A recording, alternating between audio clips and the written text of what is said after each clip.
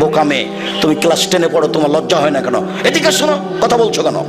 এদিকে শোনো, তুমি ক্লাস 10-এ পড়ো, যেদিন ক্লাস 8-এ উঠেছিলে সেদিন তোমার হাইজ হয়েছিল, তোমার বিবাহলে 2টা বাচ্চা হতো, তুমি 2 ছেলের মা, তোমার মাথায় কাপড় নেই মানে?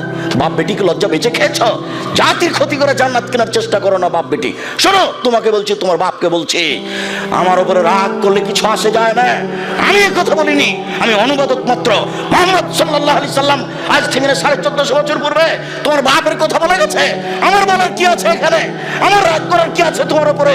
মুহাম্মদ সাল্লাল্লাহু আলাইহি সাল্লাম যখন কথা বলতেন, যা খাতাবা, যখন তিনি বক্তব্য দিতেন, আমরা তাই না, তার 2 চোখ লাল হয়ে যেত, অস্তত গাজাবু, তার রাগ বেশি হয়ে যেত, ওয়ালা সৌতহু, তার কণ্ঠ উঁচু হয়ে যেত, কান মন জোরে যায়, যেন তিনি সৈন্যদলকে ধমক দেখাচ্ছেন।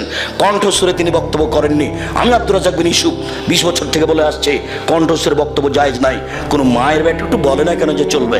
এই বোকা মেয়ে, তোমাকে বলছি, তোমাকে অপমান করতে আসিনি আমি, তোমার বাপকে আমি অপমান করতে আসিনি, তোমার জাতিকে আমি অপমান করতে আসিনি। আমি তোমাকে মূল্যায়ন করি। তুমি বলো এটা কোন আদর্শ? তোমার মাথায় কাপড় নেই কেন? কাপুরুষের মেয়ে তুমি। তোমার বাপ বিবাহ করে ভুল করেছে, তোমার বাপকে রাসূল সাল্লাল্লাহু আলাইহি ওয়াসাল্লাম বিবাহ করতে নাকচ করেছেন। রাসূল সাল্লাল্লাহু আলাইহি ওয়াসাল্লাম বলেছেন, কন্ট্রোল ক্ষমতা না থাকলে বিবাহ করতে হবে না।